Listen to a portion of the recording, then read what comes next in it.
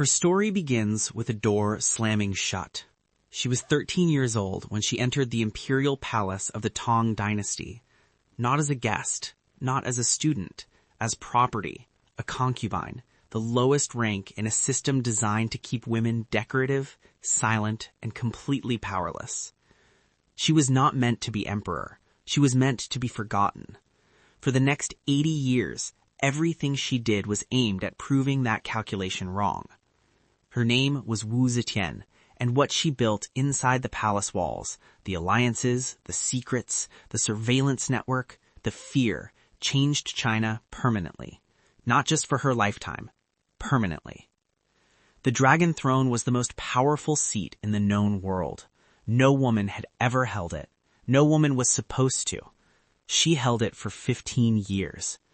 And then she left behind a blank tombstone with no epitaph, no inscription, no explanation, just silence, because she knew that whatever they wrote about her, they would get wrong. So she let the stone speak for itself. This is the story of how she got there and what it cost. To understand Wu Zetian, you need to understand the world she was born into. It is the year 624 AD. The Tang dynasty is at the height of its first great reign. Chang'an, the imperial capital, is the largest city on earth. 1 million people packed inside its grid of wide avenues, towering temples, and walled district compounds. The Silk Road flows through its western market like a river of gold. Persian merchants, Indian monks, Arabian spice traders, Central Asian horses all converging on the palace at the northern end of the city. And at the center of it all, the Dragon Throne. One emperor, absolute power, unlimited wives, concubines, and attendants. A Confucian system that classified women as property, first of their fathers, then of their husbands, then of their husbands' sons. A scholar class that cited the classics to explain why women were biologically incapable of holding authority. Wu's father was a general and minor nobleman who had backed the right side in the wars that brought the Tang dynasty to power. This bought him enough rank to get his daughter into the palace, but not enough to protect her once she was inside. She entered the imperial harem at age 13. Her title, Chai Ren, meaning talented person, the lowest of 5 concubine ranks, a long way from the Dragon Throne. But Wu Zetian had one weapon no one around her recognized as dangerous yet. She was watching. For a decade inside Emperor Taizong's palace, Wu Zetian watched. Not waiting, not hoping, watching with the precision of someone building a map. She was given access to the imperial library and used it. She read the histories, the governance texts, the records of court decisions and their outcomes. While other concubines competed for moments of imperial attention, she was studying who whispered to whom, which ministers were rising and which were becoming vulnerable, how edicts were actually drafted and issued behind the ceremonial curtains, where real power lived versus where it was merely performed. She was also studying the emperor himself, Emperor Taizong, known to history as one of the greatest rulers China ever produced. He was a brilliant, ruthless man who had murdered his own brothers to claim the throne, reformed the civil service, and expanded the empire on 4 frontiers simultaneously. He surrounded himself with talent because talent served his interests. Wu Zetian presented herself as useful. She learned to write with authority. She mastered music and court poetry. She cultivated a reputation for sharp intelligence, not hidden, but made available in forms the court would accept. And she waited for something that was always inevitable in a court built on human mortality. The emperor was going to die. Emperor Taizong died in 649 AD. By court tradition, all childless concubines of a dead emperor were required to enter a Buddhist convent for the rest of their lives. Their heads shaved, their silk robes replaced with plain linen, their names erased from court records. Wu Zetian was 24 years old when she shaved her head and put on the white robes of a Buddhist nun. This should have been the end of her story. It was for most of them. But Wu had done something during Taizong's illness that no one seems to have thought was particularly strategic at the time. She had formed a relationship with the crown prince. His name was Li Ji. He was the third son of Taizong, chosen as heir after his older brothers were disgraced. He was gentle, indecisive, not his father's equal in any category, but he was 21 years old, and he was about to become the most powerful person in the world. And he had not forgotten Wu Zetian. In 652 AD, the new emperor, Gaozong, visited the convent. Whether this was planned or genuine affection doesn't matter. The outcome was the same. He brought Wu Zetian back to the palace. Her hair had grown back. Her eyes had not changed. She returned to court at the absolute lowest possible rank, and she walked straight into a situation that would have destroyed a less calculating person. Empress Wang, Gaozong's official empress, had a problem. A rival, Consort Zhou, the emperor's favorite concubine who was threatening the empress's position. In a decision that would define the phrase catastrophic miscalculation, Empress Wang decided to use Wu Zetian as a counterweapon. She sponsored Wu's advancement at court, promoted her to higher ranks, encouraged the emperor's affection for her. The logic seemed sound. Wu was low-born, had no family connections, no political allies. She could be elevated and then controlled, a useful instrument with no ambitions of her own. This reasoning was wrong in every possible way. Within 3 years, Wu Zetian had outmaneuvered both women. Consort Zhou was arrested on charges so specific they could only have come from someone inside Zhou's own household. Empress Wang was accused of sorcery, a charge no one in the court could prove false because proving it false required access to information that Wu controlled. By 655 AD, both women were imprisoned. Within months, they were dead under circumstances the court records describe only in the vaguest possible terms. Wu Zetian was named Empress. Now begins the part of Wu Zetian's story that historians have never quite known how to categorize. Because for the next 30 years, from 655 until she formally declared herself emperor in 690, she ruled China without ever officially being in charge. She governed through a husband. Emperor Gaozong was a man of modest abilities who was increasingly incapacitated by illness. Modern historians believe severe strokes left him partially paralyzed and intermittently blind. He was not a puppet exactly. He was more like a man who had made his peace with the fact that his wife was more capable than he was, and that the empire benefited from this arrangement. Wu issued edicts. She sat behind a bamboo curtain during court audiences. The curtain maintained the fiction that she was not directly present, while everyone in the court understood who was actually speaking. She received ministers. She reviewed cases. She managed the bureaucracy with a systematic thoroughness that left the court permanently reorganized. She also began building something that had no precedent in Chinese history, a surveillance network. In 688 AD, Wu Zetian installed a copper mailbox in the palace courtyard. The box had 4 slots. The first slot, petitions and suggestions for improving governance. The second, self-recommendations from officials who believed they deserved promotion. The third, confidential reports on unusual matters. The fourth slot, the one that mattered, was for anonymous accusations of treason. The fourth slot was always the fullest. Within months, Wu had established an official surveillance corps, a secret police force recruited deliberately from outside the traditional aristocracy, selected not for birth or rank, but for willingness, cunning, and a specific absence of squeamishness. Their official title was the Jiancha, the inspectors. Their actual function was to receive the accusations from the fourth slot, identify suspects, and extract confessions. The extraction was not gentle. 2 men defined this apparatus. Suo Yuanli and Lai Yan Chen.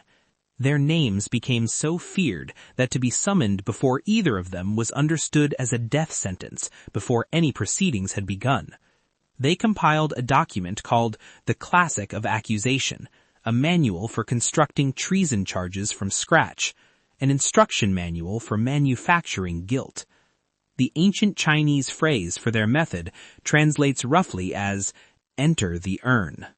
The story of Zhao Xing and the urn has been told for 13 centuries. Zhao Xing was a senior minister who had himself used the secret police apparatus enthusiastically for years. He had sent dozens of colleagues to their deaths through the fourth slot. He was expert at it.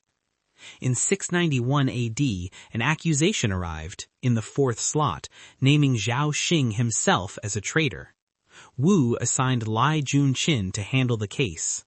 Lai Junqin invited Zhao Xing to dinner. The dinner was relaxed, collegial. Good food, good wine. And then Lai Junqin asked his guest a question professionally and with genuine curiosity. If you had a prisoner who refused to confess, what would be your recommended approach? Zhao Xing, an expert in the subject, explained in detail. You would heat a large bronze urn to extreme temperature, he said, and then you would place the prisoner inside it. Lai Junqin nodded. He stood, gestured to the servants. They brought a large bronze urn into the room and began heating it beneath with coals. Then Lai Junqin said, "Sir, there is an accusation against you. Please enter the urn." Zhao Xing confessed immediately. He was convicted and eventually exiled, but the story lodged itself permanently in the language. To this day, in Chinese, the phrase "invite into the urn" means to trap someone with a method of their own design. Between 688 and 693 AD, Wu Zetian's secret police dismantled the old aristocratic order of the Tang dynasty. The process was systematic and thorough. The great families, the Guanlong aristocracy, the clans who had held hereditary power for generations and who would never accept a woman's rule, were investigated, accused, tried, and either executed or exiled in waves. Not all the accusations were fabricated. Some were genuine. But genuine or not, the outcome was the same. The old guard was removed, their lands redistributed, their family connections severed. In their place, Wu elevated a new class, men chosen through the expanded civil service examination system, a meritocracy, at least in theory, that identified talent regardless of birth. Scholars, administrators, military men from families that had never held court rank before. The result was a bureaucracy that owed its existence entirely to Wu Zetian. They had no ancestral claims, no hereditary protections, no alternative power base. Their loyalty was structurally required. It was also, incidentally, better governance than what it replaced. The examination selected officials were generally more competent than the nobles they displaced. Agricultural production increased, the military held the frontiers, the empire ran. But the mechanism by which this transformation was achieved, the copper mailbox, the fourth slot, the bronze urn, the classic of accusation, left wounds in the imperial court that would not heal for generations. Not everyone submitted. Di Renji, Chancellor of the Empire, arguably the most capable administrator of the Tang era, was arrested in 691 AD on charges of treason. The accusation was clear. The file was impeccable. The agents expected a quick confession. What they got instead was a lesson. Di Renji immediately signed the confession document. This surprised his interrogators. It usually took much longer. But Di Renji explained his reasoning carefully. The charges were technically correct according to the law as written. The confession would end the interrogation immediately, and a false confession obtained under duress had no moral weight and created no legal obligation. He then wrote a petition to Wu Zetian herself on a strip of silk hidden inside the lining of his robe, which he persuaded a guard to pass to his family, who forwarded it to the palace.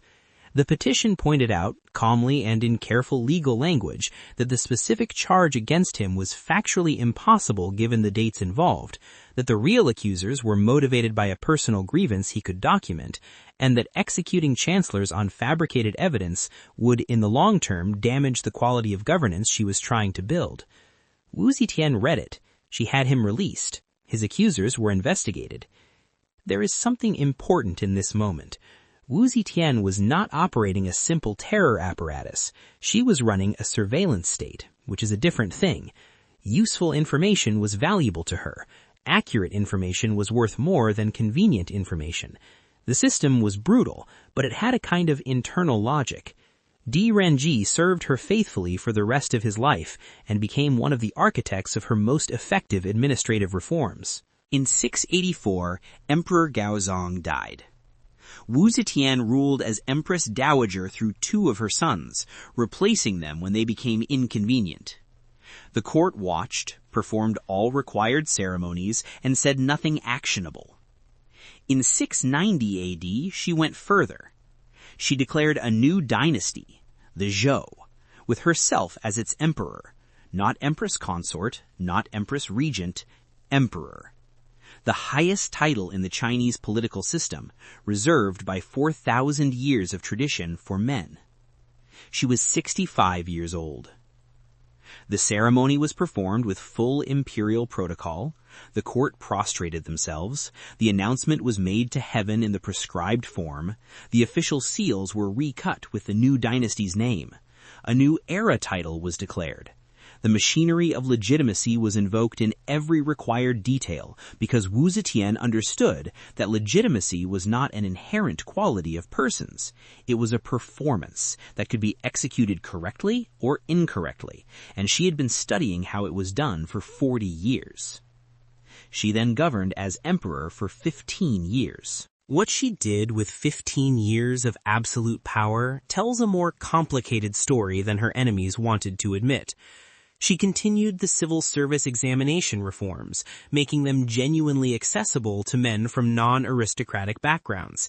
She personally reviewed examination results. She promoted officials based on demonstrated performance rather than court connections. She authorized agricultural relief programs during the famine years of the 690s. She reduced military conscription burdens. She stabilized the currency. She expanded the official Taoist and Buddhist institutions, leveraging religious authority to reinforce her own legitimacy, a standard emperor's move executed by a woman for the first time. She cultivated a court of remarkable talent. Shangguan, granddaughter of a minister Wu had executed, became her personal secretary and the most powerful literary figure of the era, drafting imperial edicts with a stylistic authority that shaped Chinese court poetry for a century. She also remained, throughout, someone who could order an execution before breakfast and review agricultural statistics after lunch. The two things coexisted. They always had. In 697, she had Lai Junshen himself arrested. The secret police chief who had terrorized the empire for a decade was accused of the same crimes he had used against others. He confessed almost immediately. He was executed. Whether this was justice, pragmatism, or simply political management of a tool that had become a liability, no one has ever been entirely sure. In 705 AD, Wu Zetian was 80 years old and seriously ill. A coalition of court ministers staged what was, by Chinese political standards, an extremely polite coup. They entered the palace, killed 2 of her favorites, and presented her with a formal petition requesting that she abdicate in favor of her son. She abdicated. Her son was restored as Emperor Zhongzong of the Tang dynasty. The Zhou dynasty ended. Wu Zetian died 9 months later. She was buried at Xianling Mausoleum in Shanxi province, alongside the remains of Emperor Taizong. Above the tomb, a stele was erected, a massive stone, 4 meters tall, built to bear her official epitaph, her titles, her achievements, the narrative of her reign that she would be remembered by. The stone is blank. No inscription, No name, no list of achievements or crimes, no epitaph written by the victors. Just stone. Historians have argued for 13 centuries about what this means. Was it humility? The acknowledgement that no words could contain her life? Was it defiance? The refusal to let anyone else choose what the stone said? Was it a calculated final act of power, leaving the judgment entirely to posterity? We don't know. We will probably never know. What we do know is that 1,300 years later, people still come to look at the blank stone. They still argue about what she was. They still can't agree. That outcome would not have surprised her. From time to time on this channel, we bring you stories from the ancient world that they never put in your textbooks. The bizarre, the shocking, the human. The parts of history that got buried, either because they were too inconvenient, too strange, or too powerful to sit comfortably alongside the official version. We showed you how ancient Egyptians used crocodile dung in their personal health and beauty rituals. Real, documented, and completely unlike anything in your history class. We showed you Empress Wu Zetian, who built a secret police to seize the dragon throne, and then governed well enough that the dynasty she replaced eventually claimed her achievements as their own. Next in this series, more buried stories, more queens, more tactics, more of the history that survived despite every effort to erase it. If you want the history they never put in your textbooks, subscribe, hit the bell. We will see you at the next one. And tell us in the comments, was Wu Zetian a monster, or was she simply the first person in her position to play the game by the Empire's own rules, and win?